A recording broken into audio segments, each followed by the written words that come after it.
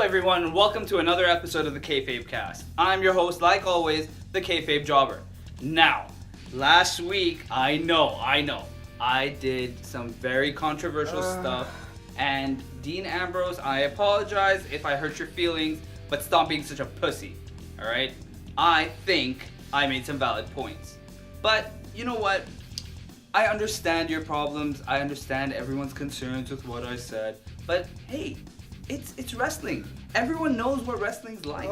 But still, I think Dean Ambrose has a lot of improvement to make. But forget Dean Ambrose. This week, we're going to be talking about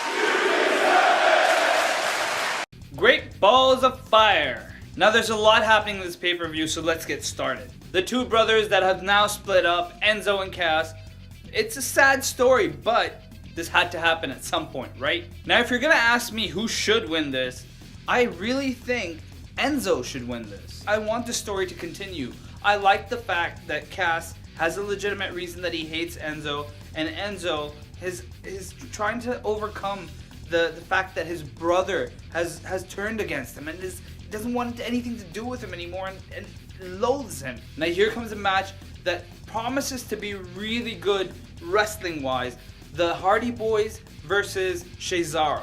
The stipulation of this match is that it is a 30-minute Iron Man match or tag team Iron Man match. We all kind of know that Cesaro are probably going to keep the belts and go on to feud against other teams. But something needs to happen with the Hardys. Matt Hardy's been leaving a lot of hints about the whole broken gimmick on Twitter, and I'm hoping that leads to something. Seth Rollins takes on Bray Wyatt for a I don't give a shit match. This is so sad. Two of the most talented people on the Raw roster kinda don't even have a reason as to why they're feuding. But if anyone has to win, it should be Bray Wyatt. Getting a win over Seth Rollins is a huge deal, so yeah, Bray should win. Alexa Bliss versus Sasha Banks, another feud that has not had a proper build. Sasha Banks won that gauntlet match 2 weeks ago, and suddenly she's gonna face Alexa Bliss this week. Why doesn't Sasha Banks win via disqualification? Spoiler alert,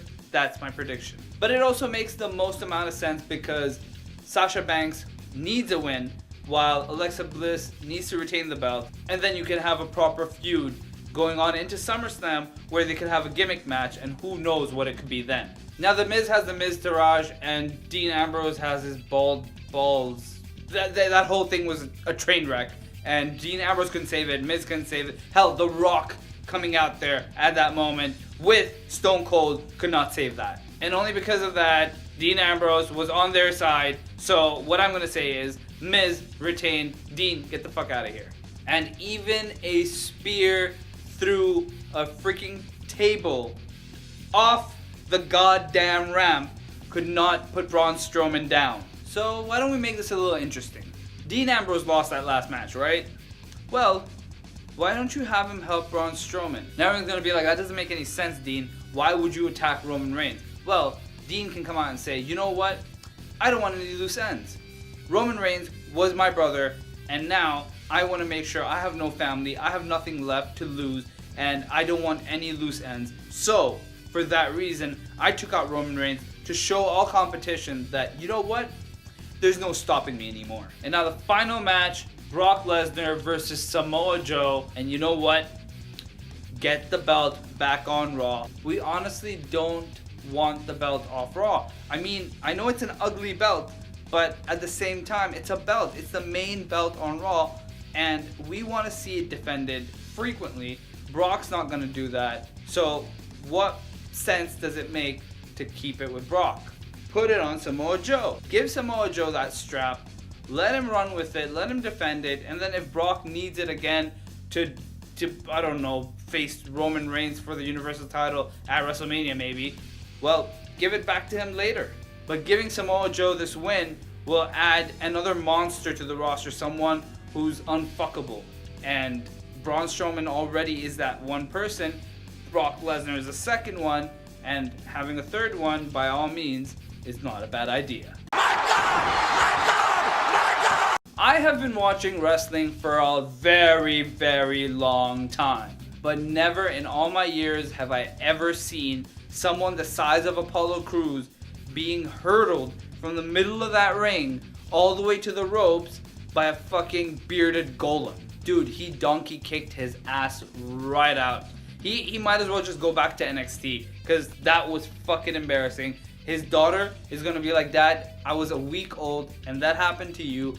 I don't even respect you anymore because you just got donkey kicked by a freak of nature. And by God, he will remember that. Number 3 on my list is probably the current Intercontinental title, which was the original one, brought back, revamped a little bit, and it looks really nice. The belt has some form of elegance, so when you wear it around your waist, you kind of have that prestige. It makes you a little classier just because the shape of the belt does that. And that's a really cool thing, to have a belt define personality. Of course, Dean Ambrose couldn't get a shred of personality, but I mean, everything has its kryptonite. Number 2 is that big golden belt brought back from WCW into the WWE, and that belt is so iconic. That's one of the belts I grew up watching, and it's just so massive, and it's made of gold, and it makes you feel like that thing is valuable. But with Triple H running Raw, Evolution by his side, and I mean, he flashed that belt in everyone's face, and it gave him that prestige, that honor, that yes, I am the World Heavyweight Champion, and there's nothing you can do about it. And number 1,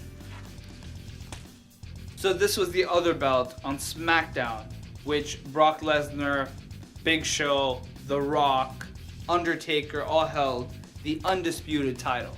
Everyone was clamoring to get it. Everyone was doing all sorts of things. Kurt Angle was siding with Brock Lesnar and then sneakily turning around and making a deal with Paul Heyman to screw Big Show, who would in turn get really pissed off because Paul Heyman betrayed him for Kurt Angle.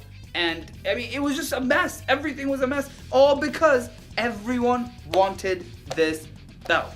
Brock Lesnar attempted a fucking shooting star press, nearly cracked his neck in half, ending his life, not just his career, his life, just for this belt. This belt has seemed the most important, at least to me, and for that reason, I give this title, and it looks beautiful. But that's why it's number 1. Really weird week of wrestling because a lot of promos made it onto this list this week. But number 10 is Samoa Joe, who looked like he really wants a piece of Brock Lesnar. Finn Balor does the coup de grace and gets a pinfall victory over Cesaro. Randy Orton completely dismantled Aiden English, and I don't even know if he's going to be able to sing anymore. He is at number 8. Driving an ambulance and then taking out the biggest monster in WWE today, Roman Reigns, with that spear over the ramp at number 7. And speaking of Braun Strowman, take a spear off the ramp through a table and still stand up? Throw Apollo Crews halfway to hell? Bro, you get number 6. Some deep wounding promos by the Usos. Great job. I was very impressed.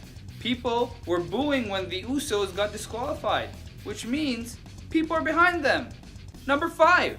And their counterparts, only because they won the rap battle with some great stuff themselves. The New Day at number 4. The certified gangsta Tia fell from his eye, but this guy rose up on this list at number 3 now. Winning a handicap match against the female version of Braun Strowman and the women's champion, Sasha Banks gets number 2.